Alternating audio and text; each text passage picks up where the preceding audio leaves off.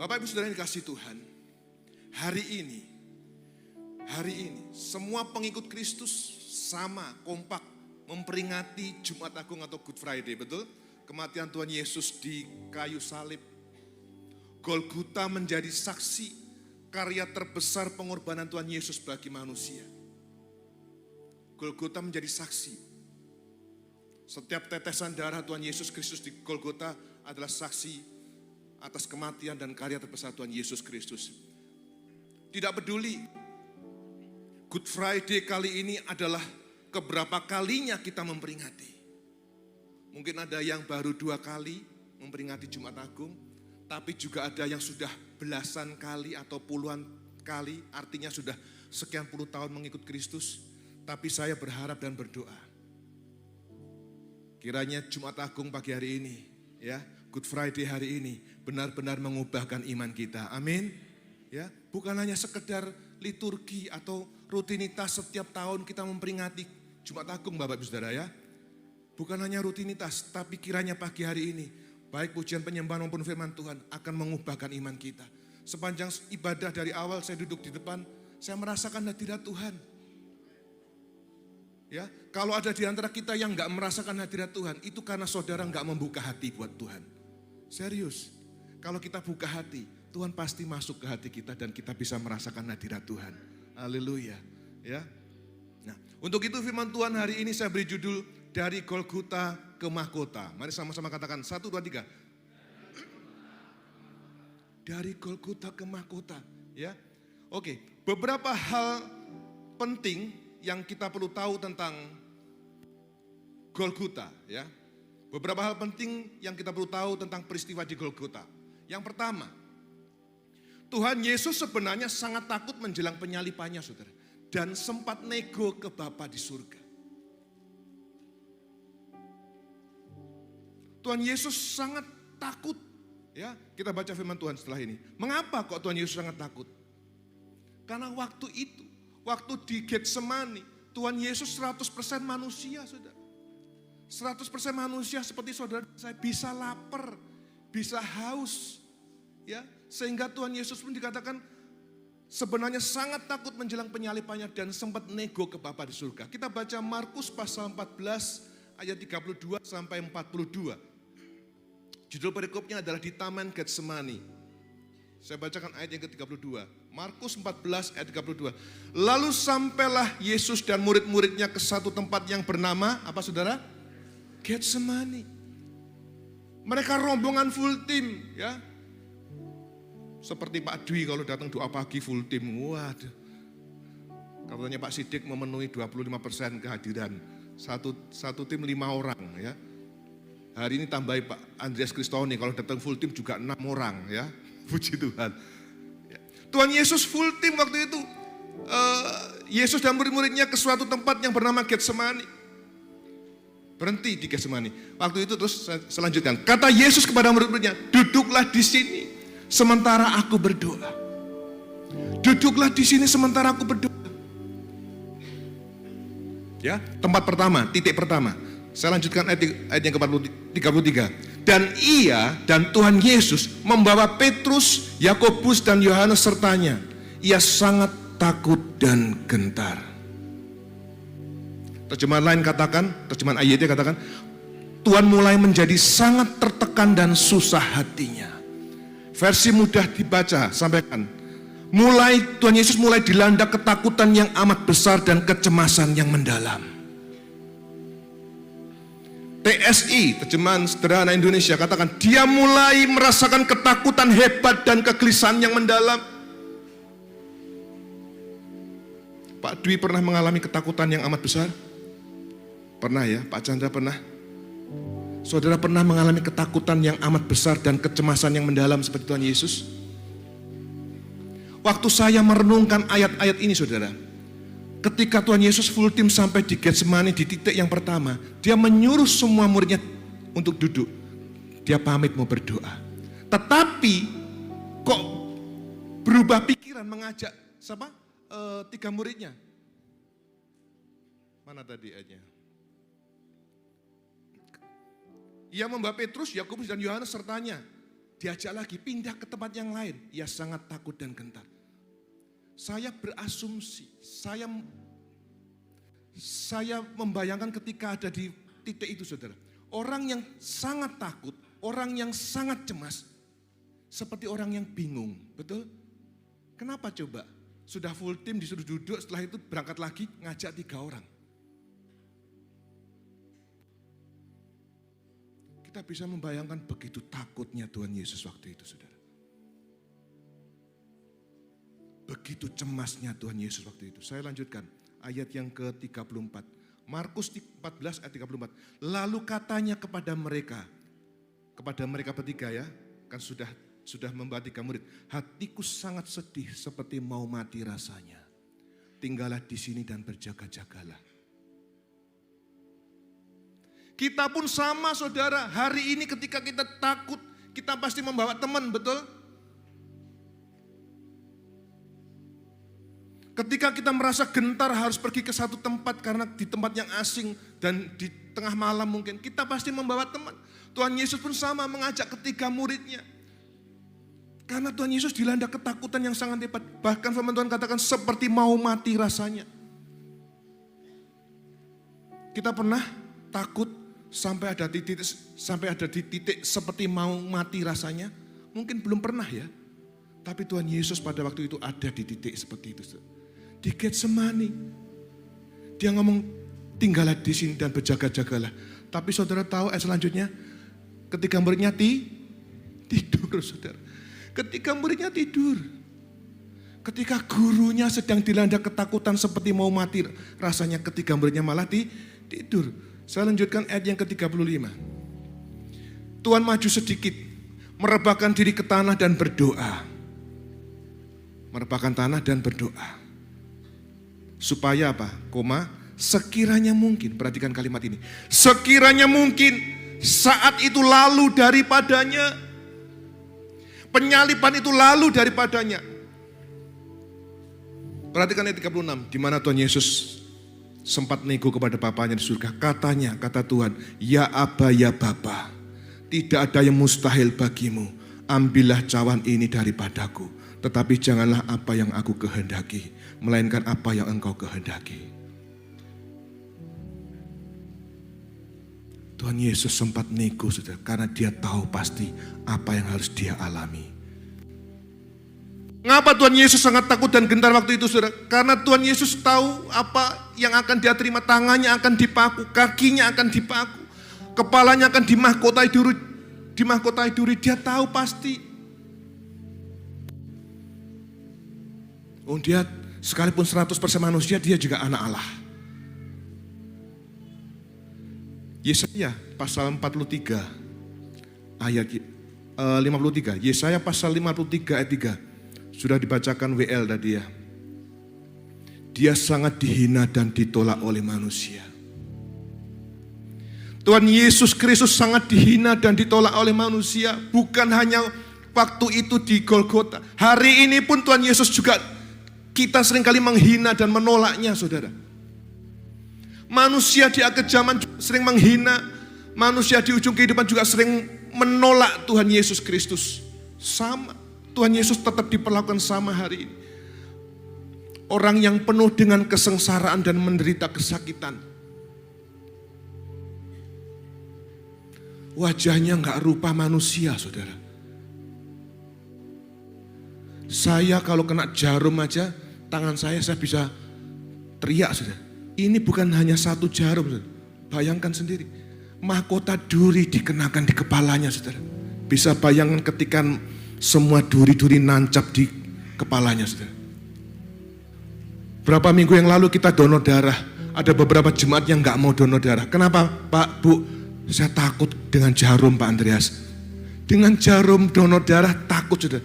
Tuhan Yesus Kristus mahkotanya duri saudara.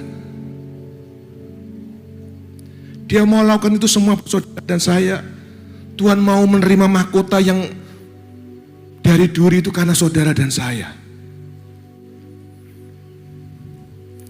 Orang lain menutup muka mereka kepadanya. Manusia menutup muka kepada Tuhan Yesus Kristus. Kenapa? Karena enggak nggak tahan saudara, karena jijik, karena nggak tahan juga atas penderitaan Tuhan Yesus Kristus. Orang lain menutup muka mereka kepadanya, dia sangat direndahkan dan kita pun tidak menghargainya. Sesungguhnya penyakit kitalah yang ditanggungnya. Saudara ada yang sakit hari ini, percayalah dengan imanmu, sakit kita sudah ditanggung Tuhan Yesus Kristus. Amin. Sembuh, terima kesembuhan dari Tuhan. Imanmu menyembuhkan sakitmu hari ini. Haleluya. Sesungguhnya penyakit kitalah yang ditanggungnya, kesengsaraan kitalah yang dipikulnya. Namun kita mengira bahwa dia terkena tulah, dipukul dan ditindas Allah. Kebangetan ya, padahal penyakit kita yang ditanggung, kesengsaraan kita yang dipikul, tapi kita menganggap Tuhan Yesus yang kena tulah, dipukul dan ditindas Allah. Ayat yang kelima, akan tetapi Yesus ditikam karena pelanggaran-pelanggaran kita. Dia diremukkan karena kejahatan-kejahatan kita. Hukuman yang mendatangkan kesejahteraan bagi kita ditimpakan ke atasnya, dan oleh bilur-bilurnya kita disembuhkan.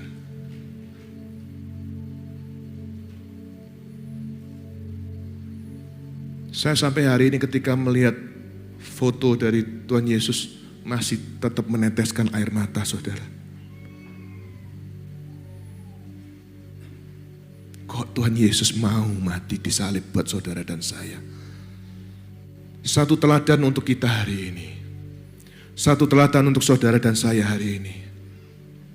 Saat menghadapi masalah berat apapun, datang dan berdoalah kepada Tuhan. Amin. Datang dan berdoalah kepada Tuhan. Ketika Tuhan Yesus tahu bahwa saatnya telah tiba, saatnya hampir tiba, dia nggak lari kemana-mana. Dia mengajak murid-muridnya ke Getsemani dan duduk berdoa kepada Allah Bapanya surga. Tuhan Yesus juga mau hal yang sama buat kita. Hari ini kalau kita menghadapi persoalan berat apapun, jangan datang kepada yang lain. Datang kepada Tuhan dan berdoa. Maka Tuhan akan memberikan jalan keluar buat kita, amin. Tapi persoalannya saudara, hari ini ketika kita banyak masalah, kita malah jauh dari Tuhan. Ketika kita menghadapi tembok-tembok yang tinggi, kokoh seperti tembok Yeriko, kita malah menjauh dari Tuhan. Meninggalkan jam-jam ibadah, meninggalkan jam-jam doa kita. Itu yang kita lakukan. Tapi bersyukur pagi hari ini ada satu teladan yang luar biasa buat setiap kita. Datang dan berdoa kepada Allah Bapa di surga, ya. Haleluya. Berikutnya, beberapa hal penting yang kita perlu tahu tentang peristiwa di surga.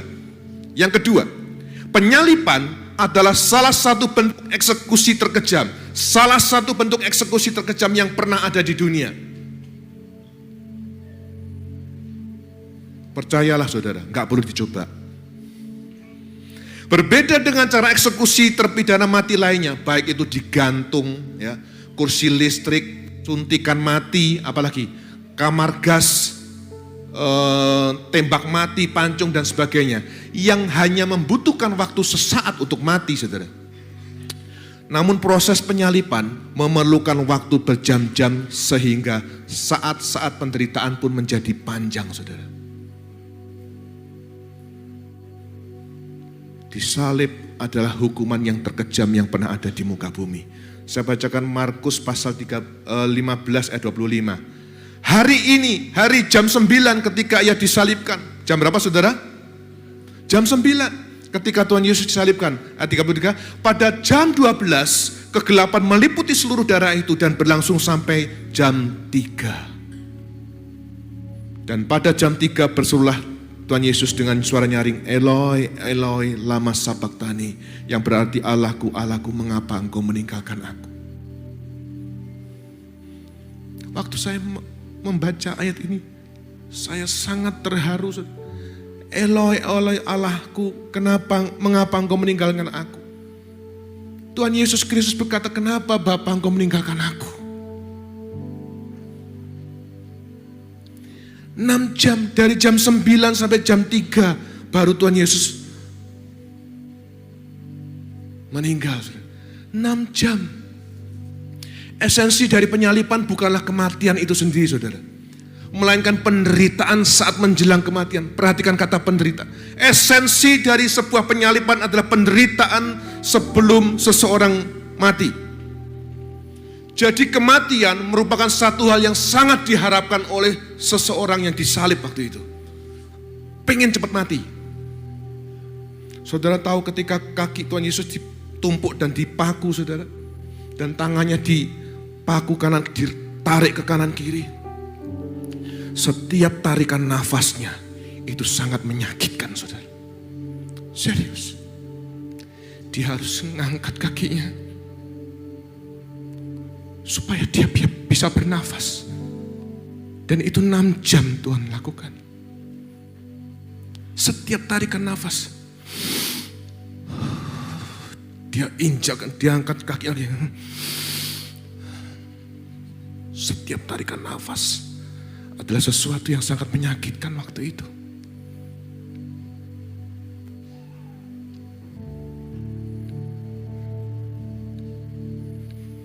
Tuhan Yesus menderita luar biasa saat tergantung di salib selama beberapa jam itu. Kita merenungkan firman Tuhan satu pasal setiap hari aja nggak mau, saudara. Saya katakan nggak mau karena Tuhan sudah beri waktu 24 jam. Tapi kita alasannya nggak punya waktu. Bukan nggak punya waktu karena nggak mau. Tuhan Yesus tergantung di salib selama 6 jam. Menderita selama 6 jam. Darahnya terus mengucur, saudara. Tapi kita ibadah cuma hari Minggu saja. Kita ibadah cuma mau hari Minggu. Selain hari Minggu nggak mau. Nggak mau datang komsel kekal. Nggak mau datang doa malam. Nggak mau datang doa pagi. Jarang datang. Hari Minggu pun juga jarang datang karena sibuk dengan hal yang lain.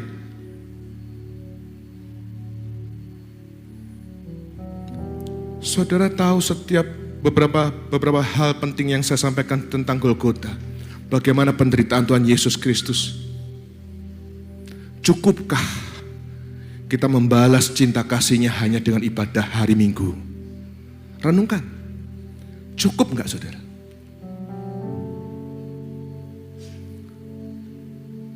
Kekal enggak pernah datang. Cukup. Cukupkah hari Minggu?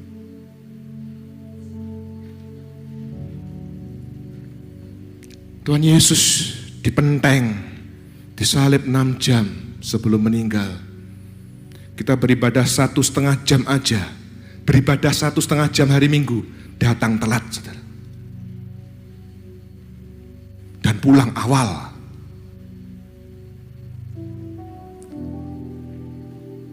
Ibadah jam berapa, saudara datang jam berapa. Ibadah selesai jam berapa, saudara pulang jam berapa. Doa berkat belum selesai, mungkin dah pulang. Ayo kita perbaiki hidup kita, saudara. Kita ubah hidup kita mulai pagi hari ini. Ya. Kita perbaiki hidup kita dan kita minta ampun sama Tuhan. Berikutnya, yang ketiga, beberapa hal penting yang kita perlu tahu tentang peristiwa di Golgota. Orang yang digantung itu terkutuk, saudara. Penyaliban adalah salah satu bentuk hukuman yang diterapkan dalam kekaisaran Romawi waktu itu. Kekaisaran Romawi. Pada zaman Yesus, para pemberontak, perhatikan, para pemberontak dan pelaku kriminal dihukum dengan cara disalib. Kita baca di Ulangan pasal 21 ayat 22. Dalam adat istiadat Yahudi ada tertulis bahwa orang yang digantung di atas pohon itu terkutuk. Ya, Ulangan 21 ayat 22 sampai 23. Penjahat dibunuh dan digantung di pohon. Saya bacakan terjemahan AYT ya. Jika seorang laki-laki berbuat dosa dan patut dihukum mati, lalu dia dihukum mati dan kamu menggantungnya di pohon, jangan biarkan mayatnya tergantung di pohon sepanjang malam. Kamu harus menguburnya pada hari yang sama, karena siapapun yang digantung dikutuk oleh Allah. Tuhan Yesus mau menjadi pribadi yang dikutuk, seperti orang yang dikutuk, karena kasih-Nya yang begitu besar kepada saudara dan saya hari ini. Bapak Ibu Saudara yang saya kasihi, peristiwa kematian Tuhan Yesus di Golgota adalah sebuah peristiwa yang menentukan hidup dan mati manusia. Hidup dan mati manusia di sini konteksnya kekal. Hidup kekal dan mati kekal atau binasa kekal. Nah, Golgota artinya adalah tempat tengkorak, bukan bukit. Golgota adalah tempat tengkorak. Saya bacakan Markus pasal 15 ayat 22. Mereka membawa Yesus ke tempat yang bernama Golgota, yang berarti tempat tengkorak. Ini saya sendiri yang foto waktu tahun 2020. Inilah yang dinamakan Golgota. Bukan bukit, tapi satu tempat aja. Ini ada bis pariwisata, banyak parkir di sini ya. Itulah Golgota yang disebut Bukit Tengkorak. Seandainya, Bapak Ibu Saudara, seandainya waktu itu Tuhan Yesus memilih untuk tidak taat kepada perintah Bapanya di surga, yaitu menebus dosa saudara dan saya di kayu salib, manusia pasti binasa dalam kekekalan. Saudara dan saya pasti binasa kekal. Kenapa? Sebab Roma pasal 6 ayat 23 katakan, Roma pasal 6 ayat 23, sebab upah dosa ialah yang keras, maut. Sebab upah dosa ialah maut, tetapi karunia Allah ialah hidup yang kekal di dalam Kristus Yesus Tuhan kita. Upah dosa maut, apapun dosanya, nggak ada dosa besar, nggak ada dosa kecil. Yang namanya dosa upahnya adalah maut, ya, thanatos. Manusia nggak punya kuasa menebus dirinya sendiri, karena kita yang jatuh dalam dosa. Hanya Tuhan Yesus yang bisa menebus dosa manusia. Hanya Tuhan Yesus. Ya, akhirnya karena hanya Tuhan Yesus yang bisa menebus dosa manusia, akhirnya Allah mengutus anaknya yang tunggal untuk turun ke bumi. Yohanes 3 pasal 16. Ya, yuk kita ucapkan sama-sama. Yohanes 3:16. Harusnya hafal ya, nggak usah baca ya. Hafal semua? Yohanes pasal 3:16. 1, 2, 3. Karena begitu besar kasih Allah akan dunia ini, sehingga Ia telah mengaruniakan anak yang tunggal, supaya barang siapa yang percaya kepadanya tidak binasa, melainkan beroleh hidup yang kekal. Inilah yang dimaksud dengan dari Golgota ke mahkota, saudara. Karena begitu besar kasih Allah akan dunia ini, sehingga Ia telah mengaruniakan anaknya yang tunggal. Di mana? Di Golgota. Supaya setiap orang yang percaya kepadanya tidak binasa, melainkan beroleh hidup yang kekal, mahkota kehidupan tadi itu. Ini maksudnya dari Golgota ke mahkota. Dari Yohanes pasal 3:16 ini kita tahu dua hal. Yang pertama, Tuhan Yesus mau turun ke bumi menebus dosa kita. Yang pertama, karena Dia taat kepada perintah Bapa di surga. Yang kedua, karena Dia sangat mengasihi saudara dan saya. Amin. Haleluya. Tuhan Yesus sangat mengasihi kita dan berharap kita pun mengasihinya, saudara. Ingat Tuhan Yesus bertanya kepada Petrus 3 kali ya. Kita nonton bareng kemarin. Tuhan tanya kepada Petrus, apakah engkau mengasihiku? 3 kali. Pertanyaan yang sama juga datang kepada kita pagi hari ini, saudara. Tuhan Yesus sudah lebih dulu mengasihi kita. Tuhan pun juga ingin kita membalas cinta kasih-Nya. Saya bacakan Roma pasal 5 ayat yang 8. Roma pasal 5 ayat 8. Namun Allah menunjukkan kasih-Nya kepada kita ketika kita masih menjadi pendosa. Kristus mati bagi kita. Roma pasal 5 ayat 8. Ketika kita masih berdosa, Tuhan sudah menunjukkan kasih-Nya dengan mati di salib, saudara. Malaikat jatuh dalam dosa kesombongan, dibuang dari surga, gak ditebus, saudara. Saya ulangi, malaikat jatuh dalam dosa kesombongan, kepingin sama dengan Allah, langsung dibuang dari surga, tidak ditebus. Itu malaikat. Manusia jatuh dalam dosa, Tuhan Yesus turun ke bumi menebus dosa kita di kayu salib. Saudara dan saya jatuh dalam dosa, langsung Allah Bapa di surga perintahkan Tuhan Yesus untuk turun ke bumi menebus kita. Malaikat hanya makhluk kudus, saudara. Malaikat di surga itu hanya makhluk kudus. Tapi saudara dan saya diciptakan serupa dan segambar dengan Allah. Amin. Beda. Beda banget, saudara. Ya, jadi jangan minder dengan malaikat. Ya. Kita merenungkan firman Tuhan 2 jam setiap hari tidak membuat Tuhan tambah sayang dengan kita. Loh, Pak, katanya suruh baca firman Tuhan. Saudara dan saya merenungkan firman Tuhan 2 jam setiap hari nggak membuat Tuhan tambah sayang dengan kita. Kita menyembah Tuhan 2 jam setiap hari juga tidak menambah Tuhan sayang dengan kita. Loh Pak, katanya suruh menyembah Tuhan di rumah. Mengapa saudara nggak membuat Tuhan tambah sayang dengan kita? Karena Tuhan Yesus sudah sayang dengan kita. Amin. Berikan tepuk tangan buat Tuhan Yesus Kristus. Haleluya. Apapun yang kita lakukan hari ini nggak mengubah Tuhan tambah sayang dengan kita, karena Tuhan sudah sayang sama kita, saudara. Suami atau istri yang sangat mengasihi kita, apakah tahu jumlah rambut di kepala kita? Pak Chandra tahu jumlah rambutnya Bu Kemalar ini? Nggak pernah ngitung juga. Mumet ya Pak ya. Suami atau istri yang dikatakan sangat mengasihi sekalipun nggak pernah tahu jumlah rambut di kepala istri atau suaminya. Namun Tuhan Yesus tahu nggak? Tuhan Yesus tahu, saudara. Ya, sekalipun pasanganmu rambutnya tipis hari ini, tetap kita nggak pernah tahu dan nggak pernah nyoba ngitung kan?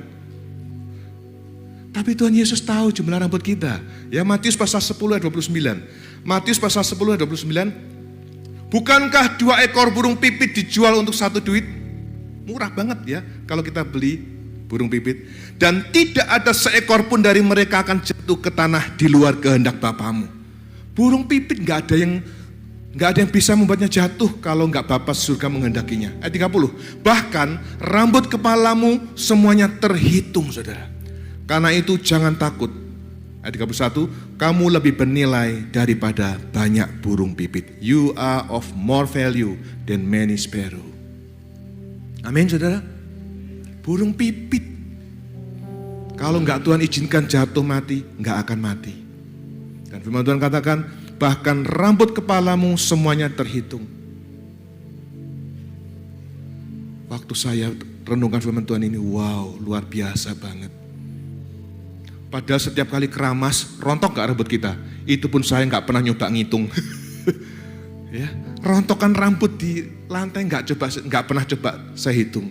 Tapi Tuhan tahu jumlah rambut kita, karena Tuhan begitu sayang sama kita. Tapi saudara dan saya yang masih sering hitung-hitungan dengan Tuhan. 10 tahun atau 25 tahun lalu kita nggak punya apa-apa, betul? 10 tahun lalu, 25 tahun, saudara dan saya belum punya apa-apa, belum menikah mungkin, masih bujangan, masih jomblo. Hari ini, sekarang, kita punya keluarga yang harmonis. Kita punya suami, istri, anak, bahkan menantu dan cucu yang manis. Betul, saudara? Apakah itu punya kita? Enggak. Ketika Tuhan mencabut pagernya atas Ayub, maka semua anak-anaknya diambil. Jangan merasa memiliki anak-anak, saudara. Tuhan bisa ambil saat ini juga. Jadi jangan sombong. Ya. 10 tahun lalu, 25 tahun kita enggak punya apa-apa. Hari ini sombongnya minta ampun. Merasa itu semua milik kita. Ya. Bersyukur kan hari ini kita punya keluarga yang harmonis, keluarga yang manis. Hari ini kita nggak repot pindahan rumah lagi karena sudah memiliki rumah sendiri, betul? 20 tahun lalu kita kontraktor, saudara. Kontrak sana, kontrak sini. 10 tahun yang lalu kita kos sana, kita kos sini. Hari ini kita punya rumah, sekalipun mungil, rumah mungil, tapi kita nggak pindah sana pindah sini, saudara. Hari ini kita mau pergi kemana-mana naik mobil, nggak kepanasan, nggak kehujanan. Hari ini kita bisa liburan kemana saja kita mau, betul? Hari ini kita bisa makan apapun yang kita mau. Ada restoran baru buka di TikTok, wih, ndi iki. Waduh. Ya, balapan ngirim di grup, nggak tak buka, saudara, nge-BI memori, ya. Memori HP penuh kalau buka video-video gitu, jarang tak buka, saudara. Ya, kalaupun saya buka langsung saya hapus, saya delete, nggak repingin. Hari ini, apapun bisa kita kerjakan, saudara. Saya ketika mempersiapkan ini, saya flashback 20 tahun yang lalu. Iya ya, 20 tahun yang lalu, saya bukan apa-apa. Saya nggak punya apa-apa. Hari ini, semua Tuhan cukupkan. Saudara juga renungkan, 10 tahun yang lalu, saudara belum menikah. Hari ini, kita punya istri, punya suami yang baik, mengasihi kita, punya semuanya. Tuhan Yesus sangat tahu kita.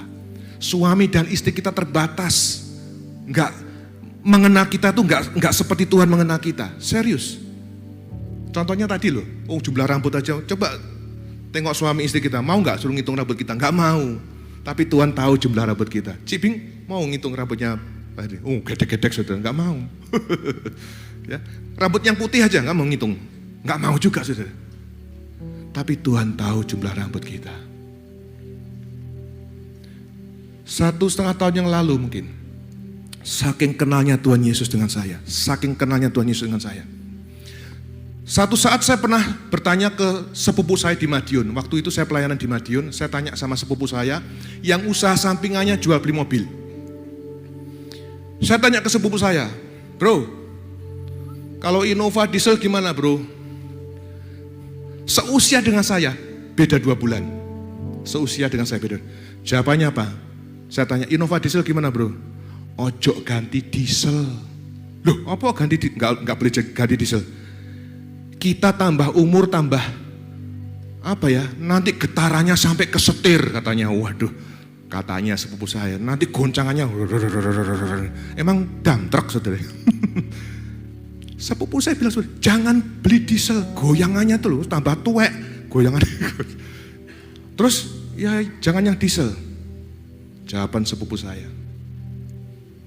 1,5 tahun lalu, Tuhan berkati kami berdua sebuah kendaraan baru, bekas tapi baru. Tuhan tahu apa yang saya suka, apa yang saya cocok, ya. Saya datang ke sebuah rumah, saya disuruh lihat ke garasi, saya lihat ke garasi, wow, bukan mobil diesel saudara. Karena Tuhan tahu apa yang paling cocok buat saya. Sampai hal sekecil itu pun Tuhan sediakan dan Tuhan tahu buat kita. Yang terbaik buat kita Tuhan tahu. Ya, jadi jangan pernah meragukan Tuhan kita Yesus Kristus saudara. Haleluya. Nah, mengetahui semua fakta tentang kasih dan pemeliharaan Tuhan atas kita. Mengetahui semua fakta itu. Satu pertanyaan buat kita. Sudahkah kita membalas cinta kasih Tuhan? Mengetahui semua fakta tentang kasih dan pemeliharaan Tuhan itu. Apa yang harus kita lakukan untuk membalas kasih-Nya? Ya. Nah, jawabannya ini. Sebagai umat ketebusannya, kita harus mempersembahkan tubuh kita sebagai persembahan yang hidup, kudus dan berkenan kepada Tuhan. Ini yang harus kita lakukan, saudara. Melihat semua fakta tentang cinta kasih dan pemeliharaan Tuhan, saudara dan saya harus mempersembahkan tubuh kita sebagai persembahan yang hidup, kudus dan berkenan kepada Tuhan. Persembahan yang hidup artinya bukan menunggu kita mati dan sekarat, saudara. Persembahan yang hidup artinya kita melayani Tuhan bukan menunggu kita pakai kursi roda, maaf. Harus jalan, harus dituntun, KKN, kanan kiri nuntun. Gak nunggu itu. Tapi sekarang ketika kita masih hidup dan sehat, itu kita harus mempersembahkan tubuh kita. Kudus dan berkenan. Kita harus menjadi pribadi yang hidup benar sesuai dengan perintah Tuhan. Roma pasal 12 ayat 1. Karena itu saudara-saudara, demi kemurahan Allah aku menasihatkan kamu, supaya kamu mempersembahkan tubuhmu sebagai persembahan yang hidup, yang kudus dan yang berkenan kepada Allah. Itu adalah ibadahmu yang sejati.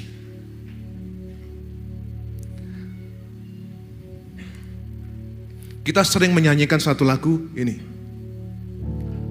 Ku tetap cinta. Mari nyanyikan sama-sama. Haleluya.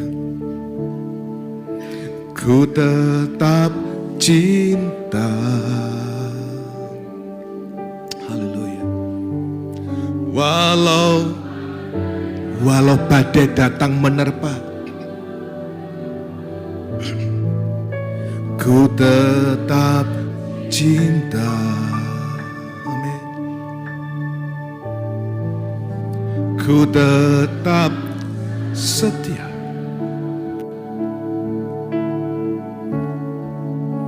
Ku tetap setia.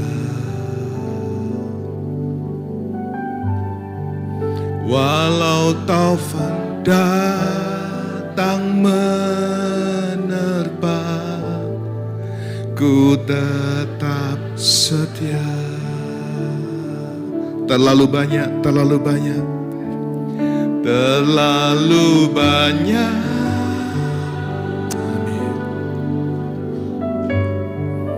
yang Tuhan telah beri,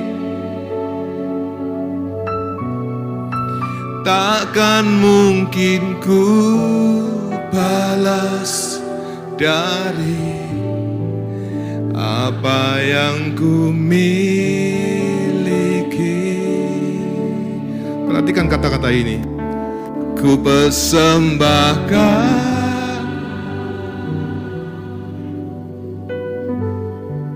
seluruh hidupku, dan ku tetap cinta, biar ku tetap setia untuk selama-lamanya. Kita sering nyanyikan lagu ini. Ku persembahkan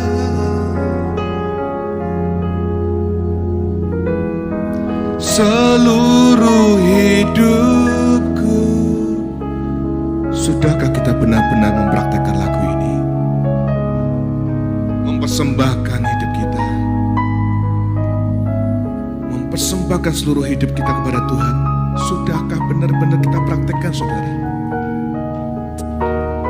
Saudara pernah ke Pegadaian? Saya juga pernah, ya. Tapi bukan menggadaikan barang. Karena Pegadaian sekarang ada tabungan emas, ya kan. Tapi anggap aja kita ke Pegadaian untuk nebus barang, ya kan. Saya nebus barang, misalkan satu gadget, saya datang ke Pegadaian. Saya nebus satu gadget, satu HP, saya bawa pulang. Artinya ketika gadget ini sudah saya tebus, ini milik saya. Betul? Gadget yang saya tebus di Pegadaian itu, gadget yang saya tebus, tab atau apapun, mau saya apakan terserah saya, betul?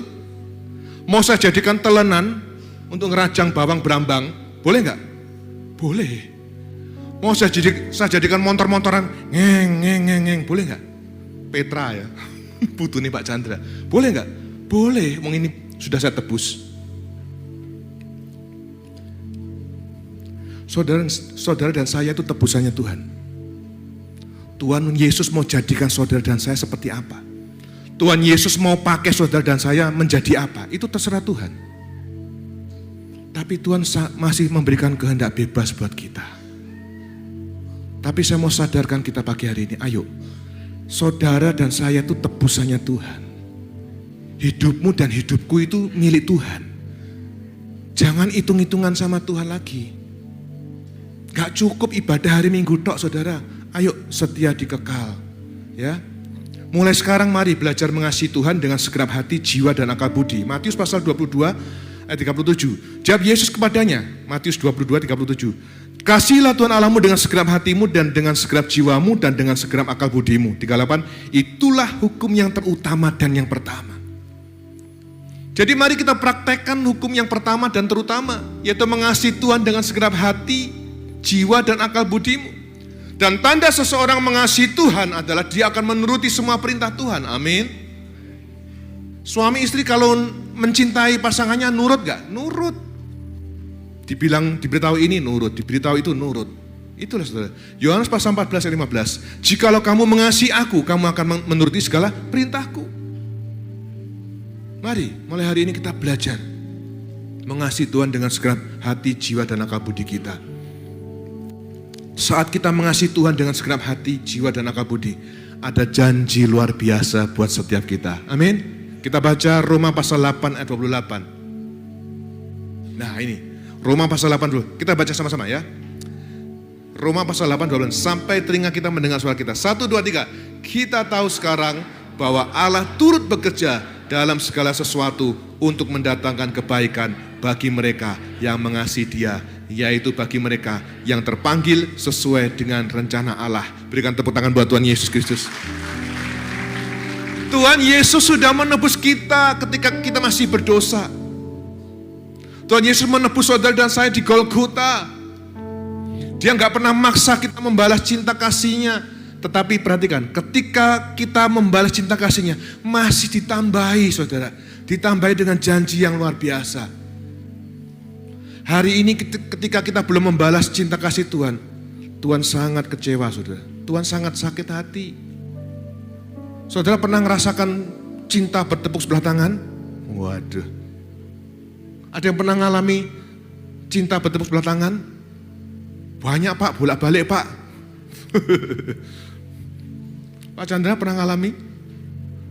Enggak pernah kayaknya, Pak Chandra banyak pacarnya kayak gitu. Di kampus jagoan dulu ya, haleluya. Orang yang bertepuk sebelah tangan sakit saudara. Cintanya enggak terbalas itu enggak enak. Tuhan Yesus pun merasakan hal yang sama kalau kita menolak cintanya dan enggak mengasihi Dia ya. Tuhan Yesus juga satu pribadi ya. Nah mari ketika kita percaya dan kita mengasihi Tuhan, Tuhan masih berikan janji yang luar biasa buat setiap kita. Kita tahu sekarang bahwa Allah turut bekerja. Tuhan Yesus Kristus selalu turut bekerja dalam segala sesuatu untuk saudara dan saya. Untuk mendatangkan apa? Kebaikan bagi mereka yang mengasihi Dia. Jadi kalau hari ini kita belum menikmati dan belum merasakan kebaikan Tuhan, tanda tanya besar, bukan Tuhan yang salah. Tapi mungkin kita belum mengasihi Tuhan dengan sepenuh hati, jiwa, dan akal budi kita. Firman Tuhan sudah janjikan kok. Jadi ayo kita koreksi hidup kita hari ini. Kalau kita belum menerima kebaikan Tuhan, mungkin ini loh ya. Ayat ini adalah sebuah janji yang luar biasa dari Tuhan buat kita. Jadi seharusnya kalau kita tahu Allah turut bekerja dalam segala sesuatu untuk mendatangkan kebaikan buat kita, seharusnya kita bebas dari takut, kita bebas dari rasa khawatir. Amin. Harusnya. Kalau kita kenal betul siapa Tuhan yang kita sembah, kita nggak akan pernah takut dan khawatir lagi. Mari keluarga besar Sinto yang saya kasih. Pesan Tuhan di Jumat Agung ini sangat jelas, yaitu dari Golgota ke Mahkota. Melalui peristiwa di Golgota, kita menerima jaminan keselamatan, yaitu mahkota kehidupan. Ayo kita membalas pengorbanan Tuhan Yesus di Golgota dengan mempersembahkan hidup kita sebagai persembahan yang hidup, yang kudus dan berkenan kepada Tuhan. Persembahkan sekarang saudara, ketika kita masih hidup, ketika kita masih sehat. Jangan nanti ketika sudah di ruang ICU, gak bisa melayani saudara. Ya, saya percaya ketika saya sampaikan ini, Roh Kudus berbicara ke hati saudara. Roh Kudus bicara, ayo nak layani aku. Ayo nak layani aku. Saya yakin Roh Kudus bicara buat Bapak Ibu Saudara. Jangan keraskan hati. Kalau Roh Kudus bicara, jangan keraskan hati.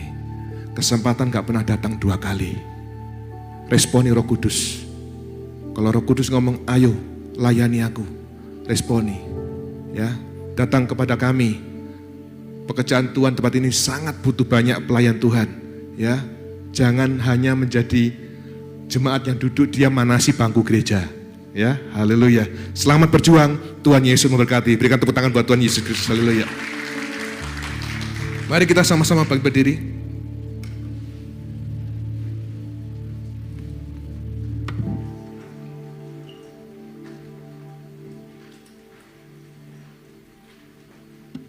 Saudara pernah perhatikan ayat-ayat di Hosti? Pernah perhatikan atau sekedar dimakan? Setiap ayat yang kita dapatkan, saya enggak milih saudara, tapi selalu berbicara buat kita. Amin. Ayat-ayat yang saya dapatkan setiap awal bulan selalu berbicara buat saya. Hari ini firman Tuhan katakan di Mazmur 73, Engkau memegang tangan kananku. Tuhan Yesus Kristus berkata kepada saya secara pribadi, memegang tangan kanan saya saudara. Saya enggak tahu apa ayat yang saudara dapatkan, tapi percayalah, firman Tuhan hidup. Amin. Haleluya.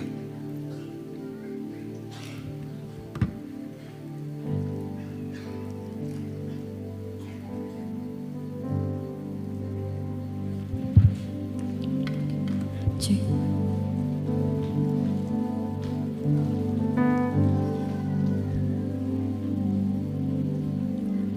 Telah kulihat bukti kasih-Mu, Kau menderita gantikanku. Dengan darah-Mu Kau selamatkanku, kini ku hidup menyenangkan-Mu. Telah kulihat Terima kasih Tuhan. bukti kasih-Mu, Kau menderita gantikanku. Dengan darah-Mu Kau selamatkanku, kini ku hidup menyenangkan-Mu. Terlalu besar kasih-Mu Bapa, pengorbanan yang Kau berikan bagiku. Terlalu mahal darah-Mu Yesus, tercurah untuk menebus hidupku. Terlalu besar. Terlalu besar kasih-Mu Bapa, pengorbanan yang Kau berikan bagiku. Terlalu mahal darah-Mu Yesus, tercurah untuk Sekali lagi dengan iman, katakan. Terlalu besar. Terlalu besar kasih-Mu Bapa, pengorbanan yang Kau berikan bagiku. Terlalu mahal. Terlalu mahal darah-Mu Yesus, tercurah untuk menebus hidupku. Bapak Ibu Saudara yang dikasihi Tuhan, pesan Tuhan sudah saya sampaikan pagi hari ini. Semua pesan firman Tuhan apapun bentuknya, semua pesan firman Tuhan apapun temanya, membutuhkan respon yang baik dari kita. Membutuhkan respon yang benar dari kita. Pagi hari ini, mari kita responi pesan atau isi hati Tuhan buat kita di hari Paskah tahun ini. Di hari kebangkitan Tuhan, di hari Jumat Agung ini, bahwa dari Golgota ke Mahkota, kita responi firman Tuhan. Begitu besar kasih Tuhan atas hidup kita. Tuhan mau setiap kita mulai hari ini kita perbaiki hidup kita. Persembahkan hidup kita sebagai persembahan yang hidup, yang kudus dan berkenan. Itu sebagai balas budi kita kepada Tuhan. Haleluya. Kalau hari ini, sampai hari ini kita mungkin masih hitung-hitungan waktu dengan Tuhan. Kita bertobat. Kita perbaiki hidup kita. Jangan pernah hitung-hitungan lagi dengan Tuhan. Sebab Tuhan pun juga sudah mengasihi kita dan tidak hitung-hitungan dengan kita. Mari kita siapkan hosti dan anggur kita. Kita angkat hosti dengan tangan kanan kita. Haleluya. Sebab apa yang telah kuteruskan kepadamu telah aku terima dari Tuhan. Yaitu bahwa Tuhan Yesus pada malam waktu ia diserahkan mengambil roti. Dan sesudah itu ia mengucap syukur atasnya. Ia memecah-mecahkannya dan berkata, inilah tubuhku yang diserahkan bagimu. Perbuatlah ini menjadi peringatan akan aku. Bapak Ibu Saudara berkati Tuhan. Percayakah kita bahwa ini adalah persekutuan dengan tubuh Tuhan kita Yesus Kristus. Di dalam nama Tuhan Yesus mari kita makan bersama-sama.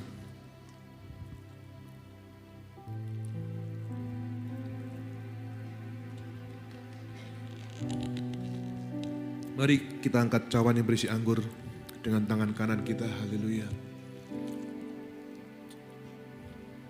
Terima kasih Bapa buat tubuhmu. Demikian juga Tuhan mengambil cawan, sudah makan lalu berkata, cawan ini adalah perjanjian baru yang dimeteraikan oleh darahku.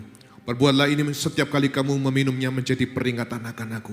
Bapak, Ibu, Saudara yang dikasihi Tuhan, percayakah kita bahwa ini adalah persekutuan dengan darah Tuhan kita Yesus Kristus? Amin. Mari kita minum bersama-sama.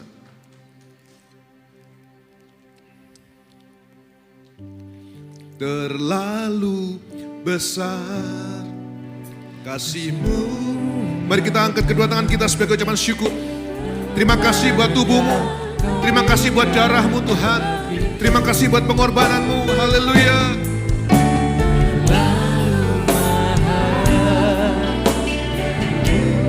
Yesus tercurah untuk. Sekali lagi dengan iman katakan.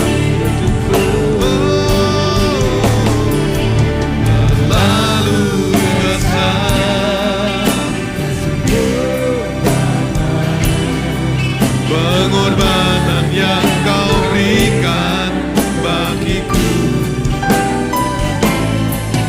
terlalu mahal, darah-Mu Yesus tercurah untuk menebus hidupku, tercurah untuk menebus hidupku, tercurah untuk menebus hidup. yang diberkati Tuhan berikan tepuk tangan sorak-sorai haleluya. Lebih dahsyat lagi.